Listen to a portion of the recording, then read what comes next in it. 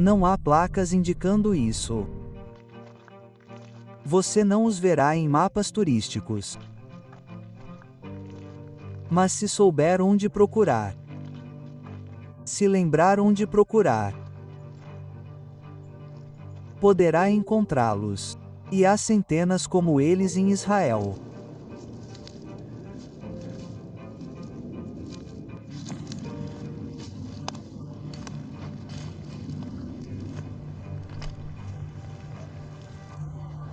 Isso me impressionou um pouco. Bastante.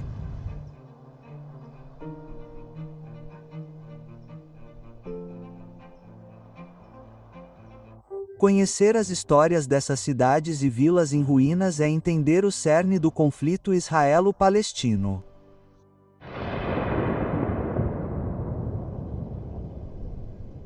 Para aprender suas histórias, é preciso voltar a um ano que ninguém na região jamais esquecerá. Embora alguns tenham tentado. É um buraco negro. Não quero pensar nisso. A sensação de ter um Estado próprio, um Estado judeu. Ninguém jamais viveu uma situação dessas. É uma injustiça tão grave e é isso que realmente machuca você. É uma injustiça grave que não foi nem um pouco atendida e resolvida. Só quando respondi a sua pergunta é que fiquei sabendo. Ponto. Sei que não quero pensar nos 48.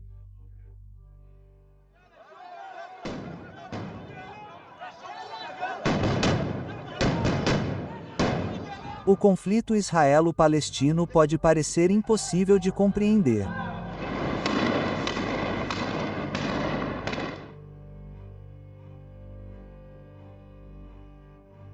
Ao analisar o ano que mais mudou a vida de israelenses e palestinos, 1948, é possível entender as forças que impulsionam esse conflito hoje.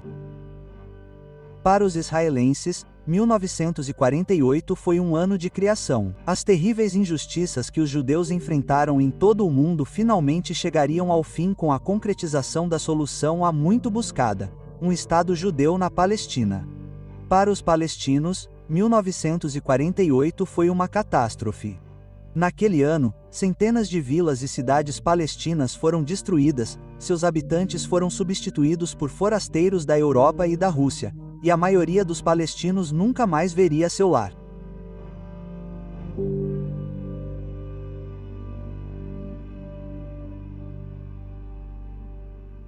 Na década de 1800, os judeus em toda a Europa e Rússia sofreram perseguições de várias formas. Os estereótipos raciais dos judeus eram desenfreados. Movimentos exigiam o boicote aos negócios judaicos. Em muitos lugares, os judeus não tinham permissão para frequentar universidades, eram forçados a viver em certos bairros e eram impedidos de assumir cargos no governo. Em outros lugares, cidades inteiras se levantavam contra suas populações judaicas e as atacavam em massa, resultando em saques, roubos, estupros e massacres. Os judeus começaram a procurar uma maneira de acabar com seu sofrimento. Alguns tiveram a ideia de tirar todo o povo judeu da Europa e se estabelecer em um lugar onde pudessem finalmente ficar seguros. O lugar que escolheram foi a Palestina, e o movimento formado no final do século XIX ficou conhecido como sionismo. Nós éramos sionistas. Estávamos a favor da construção de uma pátria. Bem, o que os judeus fizeram em seus pequenos círculos e sociedades no exterior que promoviam o sionismo, como veio a ser chamado, foi juntar algum dinheiro e então enviar uma família ou um grupo de 20 pessoas ou algo assim para a Palestina. Eles compraram pequenos pedaços de terra e estabeleceram pequenos assentamentos.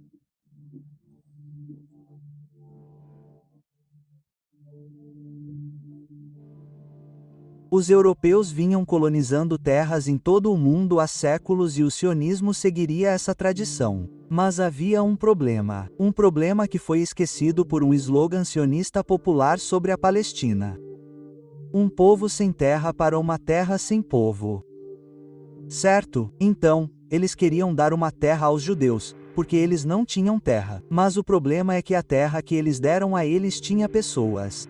Ela foi habitada por palestinos por milhares de anos.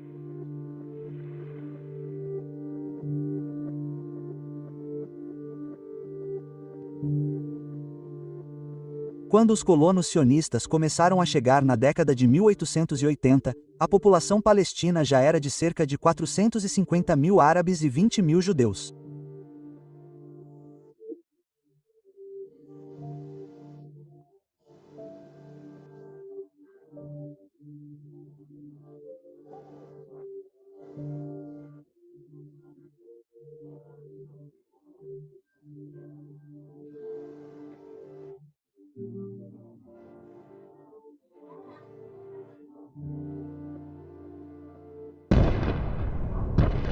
Durante a Primeira Guerra Mundial, o movimento sionista obteve uma grande vitória. O secretário de Relações Exteriores britânico, Arthur Balfour, declarou apoio à criação de um lar nacional para o povo judeu na Palestina. Poucas semanas depois, o exército britânico conquistou Jerusalém e começou a implementar a Declaração de Balfour. Nos primeiros anos do movimento, os apelos para a remoção dos árabes da Palestina não eram frequentemente feitos publicamente pelos líderes sionistas. Mas, à medida que grupos cada vez maiores de judeus começaram a chegar ao país, as discussões sobre como encorajar a população nativa a sair comprando suas terras ou por outros meios começaram a se espalhar. Na década de 1920, milhares de árabes ficaram desabrigados depois que os sionistas compraram suas terras deles por meio de acordos com ricos proprietários de terras de países vizinhos. A ascensão de Hitler na década de 1930 levou a um aumento maciço da imigração judaica para a Palestina. Os árabes assistiram à chegada de mais e mais sionistas, viram o número crescente daqueles que perderam suas casas e ouviram pronunciamentos de alguns líderes sionistas de que tinham planos de um dia superar os árabes em número. Os árabes se revoltaram em 3639. Eles se revoltaram contra os britânicos e contra a presença sionista. A liderança do movimento sionista e a liderança da população árabe palestina fizeram o mesmo diagnóstico de sua situação. E é isso que eles entendem. O estabelecimento de qualquer tipo de Estado judeu em qualquer parte da Palestina onde haveria uma maioria judaica exigia necessariamente o deslocamento em larga escala de árabes palestinos. O sionismo inicial pensava que você poderia realmente comprar os palestinos. Você pode comprar pedaços de terra aqui. Você os expulsa gradualmente. Você os empurra para a Transjordânia. Em meados dos anos 30, as principais figuras da liderança perceberam que a única maneira de fazer isso era fazê-lo em larga escala para projetá-lo.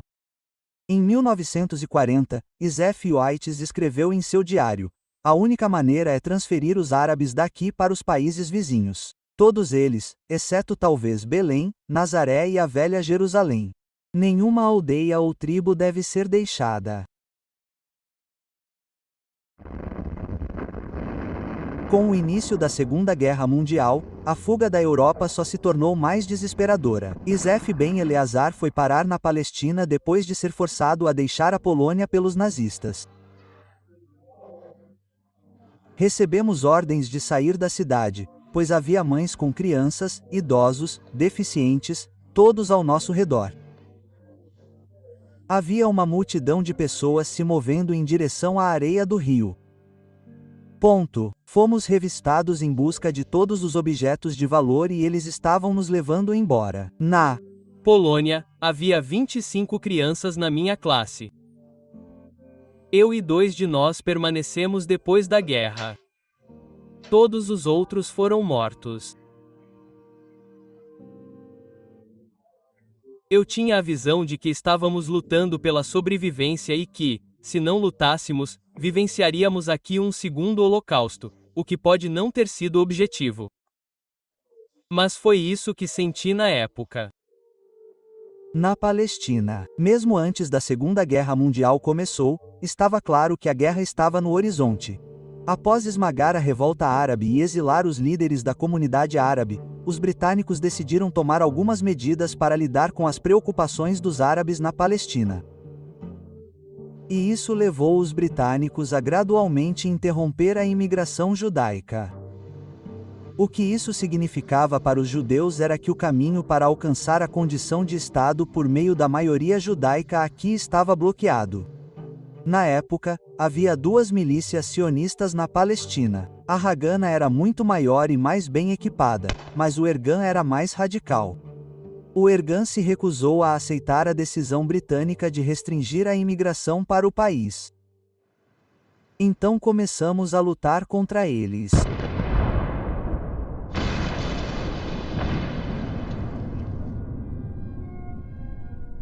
Meu pai estava na porta do prédio, olhou para o relógio e disse: "Agora é muito cedo. Vou almoçar no YMCA. De qualquer forma." Assim que ele saiu, ele mal conseguiu escapar. A 1 quilômetro de distância, o prédio havia desaparecido.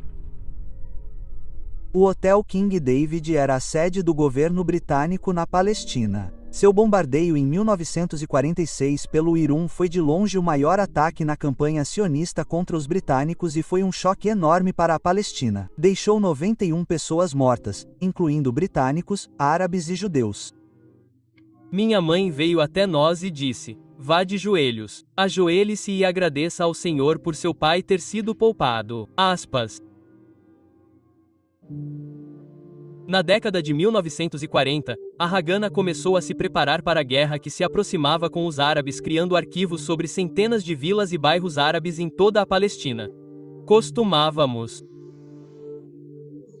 espionar, pode-se dizer, as vilas árabes ao redor para nos preparar para o dia em que sabíamos que chegaria o dia em que os britânicos partiriam e que a luta não seria contra os britânicos, mas entre os judeus e os árabes. Então costumávamos criar arquivos de fotos e detalhes sobre as vilas para que pudessem ser atacadas quando chegasse a hora. E com 18, 17 anos eu já fazia parte de uma operação dessas.